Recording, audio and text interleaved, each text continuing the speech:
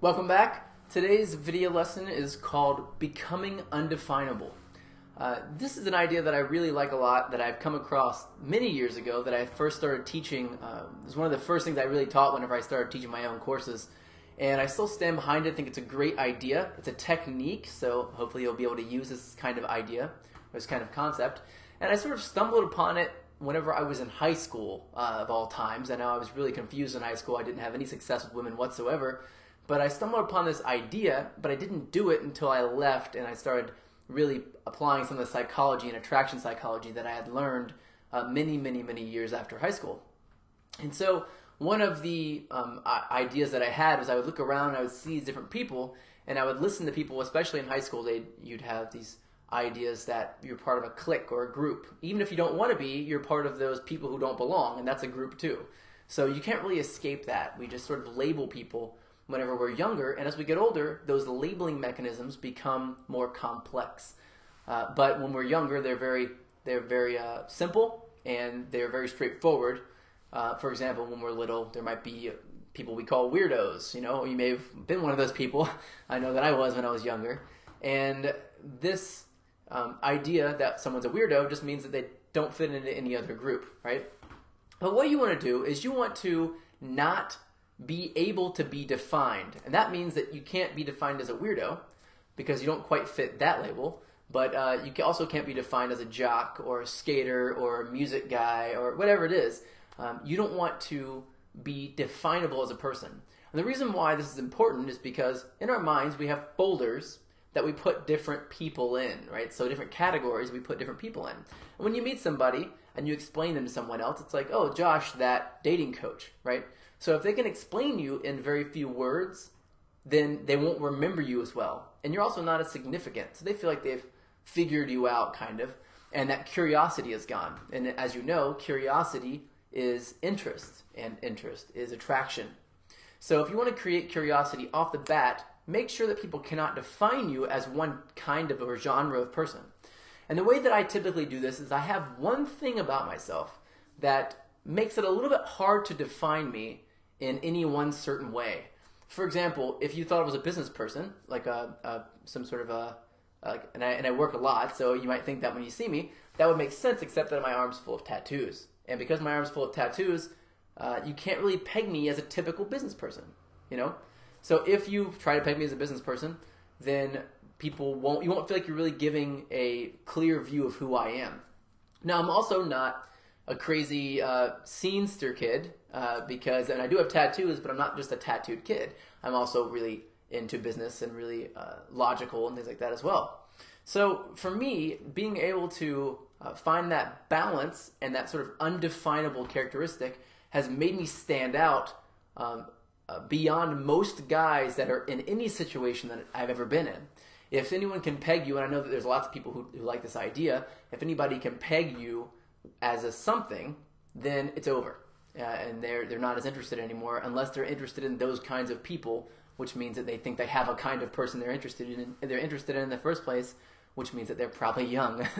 Because as you get older, you realize there is no type that you have, but there are certain types of people, certain characteristics that you're attracted to.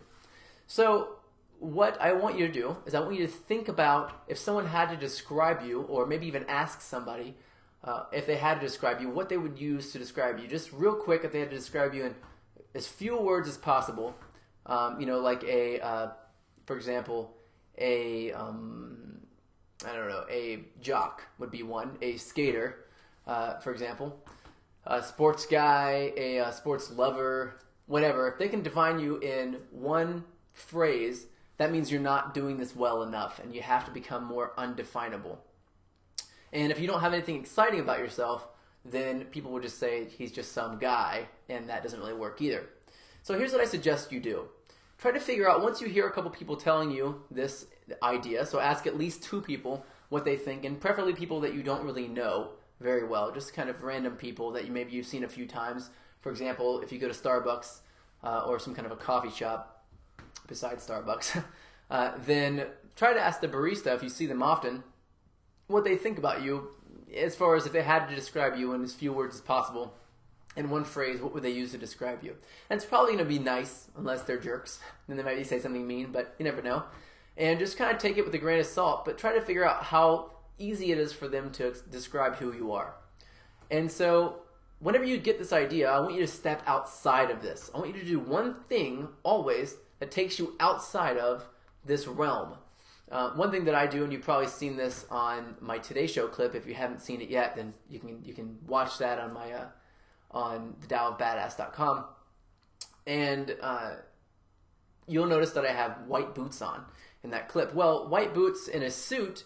My suit was fine. It was normal. It could have been any kind of a guy with a suit on. It's just not really. I mean, it's a sharp suit, but it doesn't really do anything for me. Well, what really makes me stand out in that is that I have one thing that is different, that kind of stands out from the rest of the suit, and that is my white boots that I bought from Zappos, which were like $80. They're really cheap. And I had these white boots on, which makes it a little bit more obvious that I'm different than everyone else. Now, I didn't have anything else crazy on that made me stand out as being strange. It was just this one thing that sort of set me aside and put me apart from that folder that everyone has in their head as this young professional guy, right? And I didn't want to be a young professional guy because there's lots of those kind of guys, and I want to stand out more and be more memorable than those kinds of guys. So what I want you to do is I want you to think about one thing you could do, preferably something that, if it's in the lower part of your body, like pants or shoes, then when people notice it, they're going to be looking down. And the good thing about that is that when they're looking down, they're accessing their emotions. Because when you look in different directions, you access different parts of your brain. So when you look down, it's when you're accessing your emotions. And so if someone looks down and they look at your shoes, and then they look back up to look at your face, then they're actually going through the emotions of feeling something and then looking back up and associating that curiosity with your face. I know it's a cool little technique and a trick, but it works really, really well. And I know I remember several times walking down the streets of New York with my white boots on and having women look down at my shoes and they'll look up at my face and then just automatically go into smile mode and like get kind of shy and look down again and just smile. And I had this instant attraction because they were curious about who could be wearing these boots and still be confident in walking toward them. So it made talking to women extremely easy because they had basically approached me because they were looking down, looking up, smiling when they looked at me, and then all I had to do was say hello. And so it sort of broke that ice, and then they remembered me more than they would remember anybody else for the entire day, often for an entire week of their lives. They'd remember me more than anybody. So go ahead and try that out. Think about one thing you can do. If it's boots or something like that, or shoes, that's great.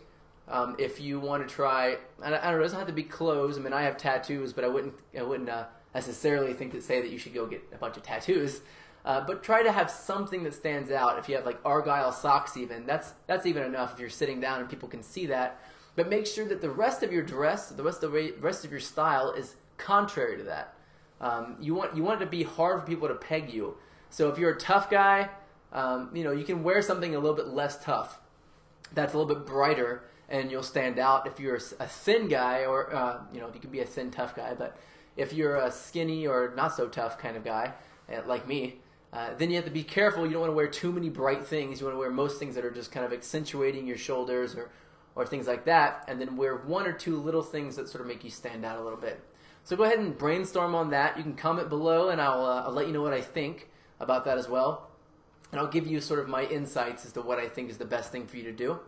And if you have any questions, like I said, comment below, and I'll get at that later on. But go ahead and start thinking about that, and I want you to change one thing this week.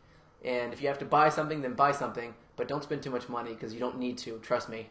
But buy something if you need to, and just change the way that people can define you. If you have to take up a new hobby, things like that. So go ahead and do that. Like I said, comment below, and I look forward to seeing what you're going to be doing. Thanks a lot.